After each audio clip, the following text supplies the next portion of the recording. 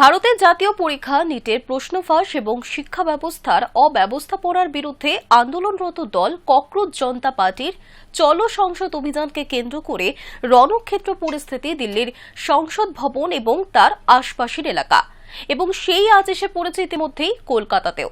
হাজার হাজার আন্দোলনকারী শিক্ষার্থী এবং যুবকদের সংসদ অভিমুখে মিছিলে বাধা দিতে লাঠিচার্জ এবং কাঁদানে গ্যাস ব্যবহার করেছে দিল্লি পুলিশ। চালানো হয়েছে গণগ্রেফতার, কিন্তু তারপরও দমিয়ে রাখা যায়নি আন্দোলনকারীদের, কারণ তারা জেনজি। পুলিশ মারতে আসলে কখনো তারা জাতীয় সঙ্গীত গাইতে শুরু করে দিয়েছে, কখনো পুলিশ জল কামান ছুড়লে সেটাকে আলাদা ইমেজ তৈরি করে নাচতে শুরু করেছে এই নব প্রজন্মের আন্দোলনকারীরা। পুলিশ কাঁদানে গ্যাস ছুড়লে সেই সেলি পাল্টা তাদের দিকেই হাসি মুখে ছুড়েছে। আবার গণগ্রেফতার করলেও পেছন থেকে পুলিশের জিপ খুলে বেরিয়ে যেতে সাহায্য করেছে তাদেরই সহযোদ্ধারা। এ যেন এক অনন্য আন্দোলন। মাথা ফেটে রক্ত বেরোলেও কখনো ক্ষোভ নেই, রাগ নেই। তারা লড়ছে পরিস্থিতি বুঝে, বুদ্ধিকে কাজে লাগিয়ে। সিজেপি এবং আন্দোলনকারী শিক্ষার্থীদের মূল দাবির মধ্যে রয়েছে নিট পরীক্ষার প্রশ্ন ফাঁসের দায় নিয়ে কেন্দ্রীয় শিক্ষামন্ত্রী ধর্মেন্দ্র প্রধানের পদত্যাগ এবং জাতীয় পরীক্ষামূলক সংস্থার জবাবদিহিতা এবং ক্ষতিগ্রস্ত শিক্ষার্থীদের পরিবারের জন্য উপযুক্ত ক্ষতিপূরণ। কিন্তু জানেন কি, একসময় প্রশ্ন ফাঁস কাণ্ডে পথে নেমেছিলেন আজকের কেন্দ্রীয় শিক্ষামন্ত্রীও। बच्चे कुछ कह रहे हैं, पहले उनकी बात सुने, उनकी मांगे क्या है। हम पहला नीट पेपर लीक पे चर्चा के लिए पूरा तैयार हो गए, फिर क्यों भाग रहे हैं चर्चा से। बाहर बच्चों के आवाज को चुप कराए, ये कभी नहीं होने वाला है। हर स्तर पर चर्चा को तैयार है, पर राहुल गांधी और कांग्रेस और संपूर्ण विपक्ष चर्चा से भाग रहे हैं।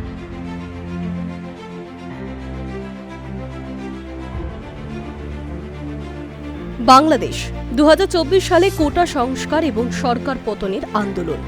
শ্রীলঙ্কা 2022 সালে অর্থনৈতিক সংকটের বিরুদ্ধে গণবিক্ষোভ। নেপাল 2025 সালে সরকারের দুর্নীতির বিরুদ্ধে যুব আন্দোলন। কেনিয়া 2024 সালে বিতর্কিত অর্থ বিলের বিরুদ্ধে প্রতিবাদ। মাদাগাস্কার 2025 সালে রাজনৈতিক ও অর্থনৈতিক সংকটে বিক্ষোভ। ইন্দোনেশিয়া বিভিন্ন অজনপ্রিয় নীতির বিরুদ্ধে ছাত্র বিক্ষোভ। এই 6 দেশে বিগত 2 বছরেই জেনজি আন্দোলনে টলে গিয়েছিল সরকারের চেয়ার। এবার সেই আন্দোলন দেখছে ভারতও। নিট কেলেঙ্কারিকে কেন্দ্র করে উত্তাল নয়াদিল্লি। কেন্দ্রীয় শিক্ষামন্ত্রী ধর্মেন্দ্র প্রধানের ইস্তফার দাবিতে অনড় বিক্ষোভকারী পড়ুয়ারা। ফলে হাওয়া পাচ্ছে ককরোচ জনতা পার্টির আন্দোলন। পরিস্থিতির গুরুত্ব বুঝতে পেরে ইতিমধ্যেই সংশ্লিষ্ট ইস্যুতে বিবৃতি দিয়েছেন খোদ প্রধানমন্ত্রী। এই আবহে প্রকাশ্যে এসেছে প্রায় 30 বছর আগের একটি ঘটনা। সেখানে প্রশ্ন ফাঁস কাণ্ডে পথে নেমেছিলেন আজকের কেন্দ্রীয় শিক্ষামন্ত্রী। সালটা 1997। কংগ্রেস শাসিত ওড়িশার মুখ্যমন্ত্রী ছিলেন জানকী বল্লভ পট্টনায়ক। তার প্রশাসনের বিরুদ্ধে ওঠে প্রশ্ন ফাঁসের অভিযোগ। ফলে ভুবনেশ্বরে জানকীর বাসভবনের কয়েক কিলোমিটার দূরে ধর্নায় বসেন হাজার দেড়েক ছাত্রছাত্রী। তাদের নেতৃত্ব দিয়ে রাতারাতি খবরের শিরোনামে উঠে আসেন ধর্মেন্দ্র প্রধান। শুধু তাই নয়, রাজ্য সচিবালয়ের সামনে চলা আন্দোলনের জেরে প্রবল অস্বস্তিতে পড়ে সরকার। ধর্মেন্দ্রর ঘনিষ্ঠদের কথায় ওই সময় রাষ্ট্রীয় স্বয়ংসেবক সংঘের সঙ্গে যুক্ত ছিলেন বর্তমান শিক্ষামন্ত্রী। তাদেরই ছাত্র শাখা অখিল ভারতীয় বিদ্যার্থী পরিষদের নেতৃত্বে প্রশ্ন ফাঁস কাণ্ডে পথে নামেন তিনি। আন্দোলনকারীদের বক্তব্য ছিল, কোনো অবস্থাতেই এর দায় এড়াতে পারে না জানকী পট্টনায়ক সরকার। যুব সমাজের ভবিষ্যৎ নিয়ে ছিনিমিনি খেলছে কংগ্রেস শাসিত ওড়িশা প্রশাসন। এবিভিপিতে যোগদানের সময় 18 বছরের তরুণ ছিলেন ধর্মেন্দ্র। উৎকল বিশ্ববিদ্যালয়ের নৃতত্ত্ব বিভাগের এই প্রাক্তনী 1994 থেকে 1997 সালের মধ্যে দুবার সংঘের ছাত্র সংগঠনের জাতীয় সম্পাদকের দায়িত্ব পালন করেন। প্রশ্ন ফাঁস কাণ্ডের আন্দোলন সফলভাবে পরিচালনার পর তাকে পিছনে ফিরে আর তাকাতে হয়নি। এর জেরে ভারতীয় জনতা পার্টিতে তার যোগদানের রাস্তা যে মসৃণ হয় তা বলাই বাহুল্য। 1997 সালে ছাত্র আন্দোলনে ধর্মেন্দ্রর ভূমিকা নিয়ে গণমাধ্যমে মুখ খুলেছেন ভুবনেশ্বর RMD ডিগ্রি কলেজের অধ্যক্ষ প্রশান্ত রাউত। কেন্দ্রীয় শিক্ষামন্ত্রীর মতো তিনিও উৎকল বিশ্ববিদ্যালয়ের প্রাক্তনী, তবে পড়তেন নিচু ক্লাসে। তার কথায় প্রশ্ন ফাঁসের প্রতিবাদে আমরা গুটি কয়েক পড়ুয়া সচিবালয়ের সামনে বিক্ষোভ শুরু করি, কিন্তু অচিরেই বাড়তে থাকে ভিড়। একটা সময় 1500-র আশেপাশে গিয়ে পৌঁছয়। রাউত জানিয়েছেন, আন্দোলনের শুরু থেকে পুলিশ প্রশাসন কিছুই বলেনি, বিক্ষোভও ছিল শান্তিপূর্ণ। কিন্তু পরে রণক্ষেত্রের চেহারা নেয় ওই এলাকা। আরএমডি কলেজের অধ্যক্ষ বলেছেন, তখন খুব ভয় পেয়ে যায়। ধর্মেন্দ্র তো উর্দিধারীদের হাতে বেধড়ক মার খেয়েছিল, ওর বেশ কয়েকটা হাড়ও ভেঙে যায়, তবে আন্দোলনের জায়গা থেকে সরে আসেনি।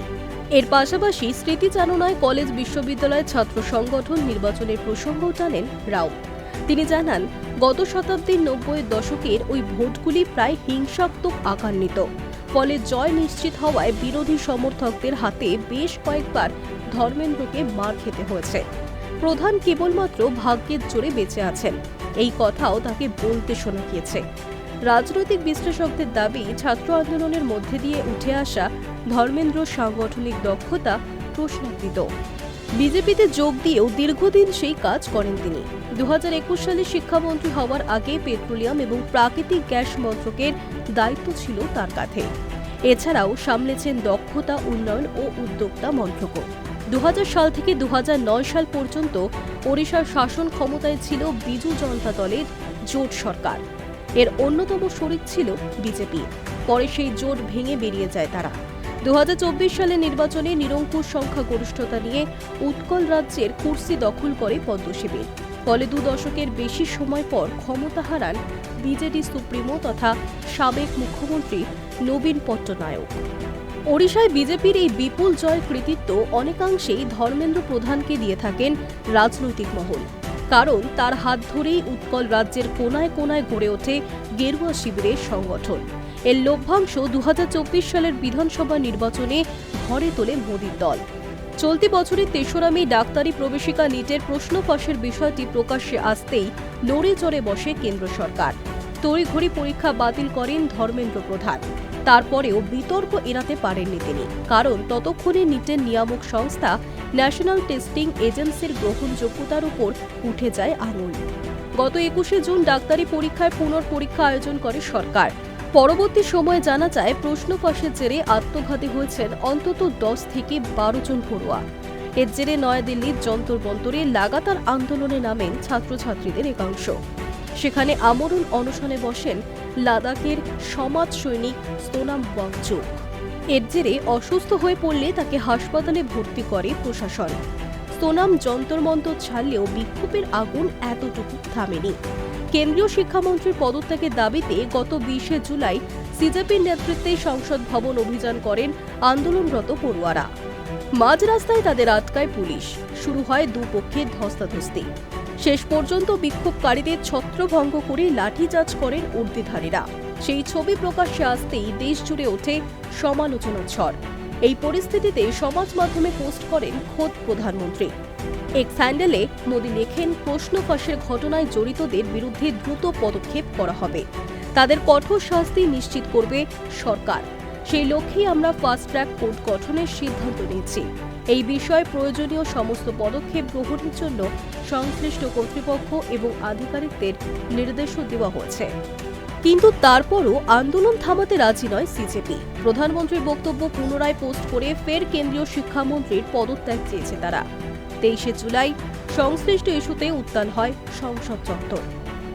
সংসদের মকদ্দারের সামনে বিক্ষোভ দেখান বিরোধীরা।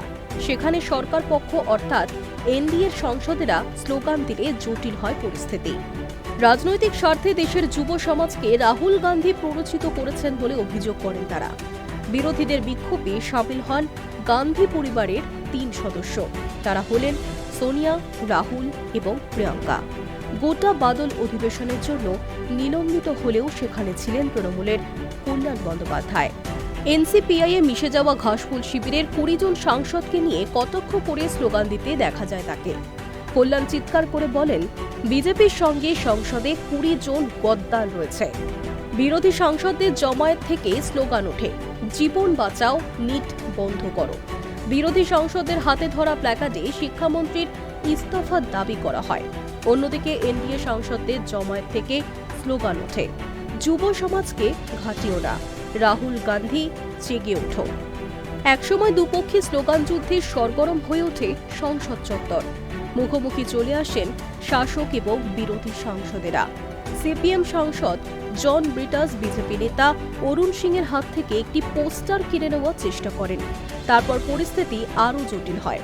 শেষ পর্যন্ত দুপক্ষের মাঝে মানববন্ধন করে দাঁড়িয়ে পড়েন সংসদের নিরাপত্তারক্ষীরা। তারপরেও চলতে থাকে স্লোগান যুদ্ধ। বিজেপির অভিযোগ, নিট কাণ্ড নিয়ে সংসদে আলোচনা করতে রাজি সরকার, কিন্তু কংগ্রেস আলোচনায় যোগ না দিয়ে সংসদের সময় নষ্ট করছে। কংগ্রেসের পাল্টা দাবি, প্রধানমন্ত্রীর বিতর্কে যোগ দেওয়ার সাহস নেই। সংশ্লিষ্ট ইস্যুতে লাগাতার প্রধানমন্ত্রীকে নিশানা করতে দেখা যাচ্ছে রাহুল গান্ধীকে। অন্যদিকে সিজেপির সংসদ অভিযানে পড়ুয়াদের উপর লাঠিচার্জের নিন্দা করেছে সংঘ, যার জেরে সরকারের ভাবমূর্তি খারাপ হয়েছে বলেই মনে করছে আরএসএস। তবে ধর্মেন্দ্র প্রধানের পদত্যাগের দাবিকে খারিজ করেছে তারা। এই পরিস্থিতিতে বর্তমান পরিস্থিতি কোন দিকে মোড় নেয় সেটাই এখন দেখার। Hi news network.